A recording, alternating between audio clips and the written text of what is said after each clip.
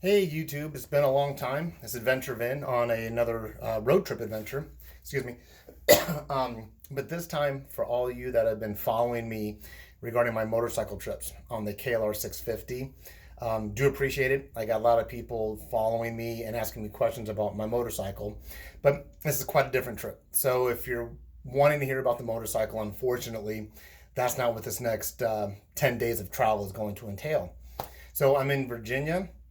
Right now, I'm at a hotel. I just flew in last night from California, and I'm meeting up with my sister in Stewart's Draft. And I have a Penske truck. We're loading her up. She's flying to Oregon, and I'm driving the Penske truck to Oregon. And along the way, I'm making some notable stops, historical places, and visiting some friends along the way. Now, the hotel room I'm in right now, I'll get to that in a bit. But everyone pretty much knows that I just retired out of the military on June 1st of 2019, just a couple of weeks ago. And I just got to show you some of the things, my wardrobe for my trip. So thank you very much to my buddy Mario Quintana and my other buddy Shaker 1000.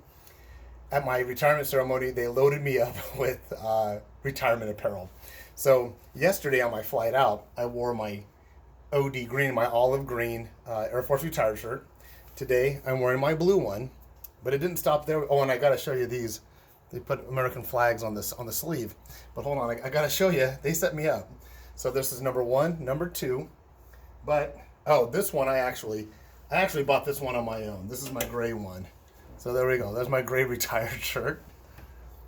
But then Mario got me another one. So that's Monday's shirt, Tuesdays, Wednesdays, Thursdays, another blue one, Fridays. I got a red one for Friday. Friday. Moving on into the weekend. Now this one takes a little bit of a leap. This is actually the infantry division I was in when I was in the Army back in 1987 and 1990. That's called an octafoil, and it says Ninth Infantry Division, Old Reliables. So I got a whole, oh, if it gets too cold, as it does in Southern California a lot, right? I got a nice jacket from Shaker 1000. Shaker 1000 is actually Trophy's best, best impressions, and he was doing all of our awards and decorations, and some of the plaques that we would make for our squadron. So he got me this really cool, a little bit heavier than a windbreaker jacket, retired. So if I get cold on this trip, every day everyone's gonna know that yes, I have retired from the Air Force.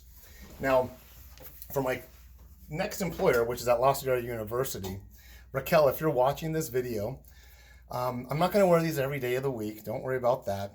I was thinking about maybe just for like on Veterans Day or the Friday before Memorial Day weekend, or maybe just like every Friday because it's a short day, or like maybe every Monday, Friday. That'd be cool.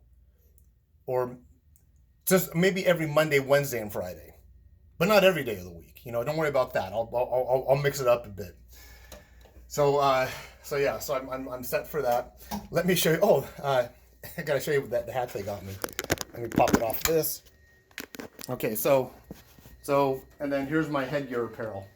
So this one, there's the lineup. I got this one here, which I'll be wearing today. That's my retired one. Right, boom. I got one for a different color. I have my Ninth Infantry Division when I was in the Army. I'll be wearing that with my Ninth Infantry Division shirt.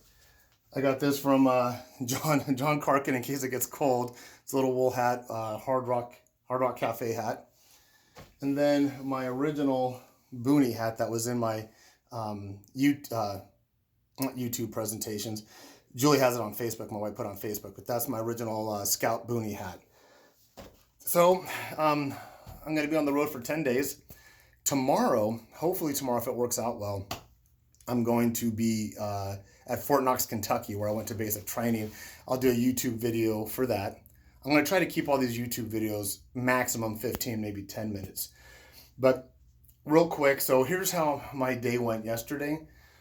And if you look back at my Route 66 videos, I usually start the day with a recap of what happened the day prior, and I project what I'm going to do the day of. So I flew out from Ontario Airport.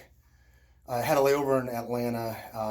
Went to the USO. So if you're in the military or retired, they actually allow retired now. go to the USO in Atlanta. It's just an awesome, awesome USO. And Atlanta is a huge airport. The only thing, the USO is outside security, which I didn't calculate very well because I didn't realize how busy Atlanta was. I cruised through Ontario Airport out of California. When I got out of the USO to get to my next connecting flight to where I'm at now in Charlottesville, the security lines are huge, so just incorporate that. But hit the USO up there in at the Atlanta airport. I booked a Super 8 hotel here on Hotels.com. I didn't end up staying there. I'm at University of Virginia right now, which I'm going to talk more about that in my next video. And I'm in an awesome room at the University of Virginia. So when you're booking your hotels, at least when I do it, here's my advice. Don't book a hotel with a number in it, such as Super 8 or Motel 6 or the Lucky 13. If it has a number associated with the name, don't book that hotel. My other bit of advice is look for a hotel that does a full breakfast and has a fitness center. No, I don't go to the fitness centers. I'm not saying that because I use them. But if a hotel has a well-maintained fitness center, very likely it's going to be a little bit on the upper scale. You're not going to have some of the riffraff I ran into yesterday. So the other thing, too, is that when I got to the airport, there were a lot of yellow cabs, but everyone's using Uber. So I got an Uber. Uber brought me to this motel or Super 8. As soon as I walk in, the lobby is just reeking of smoke. The guy in front, I'm two or three guests. I'm three guests back.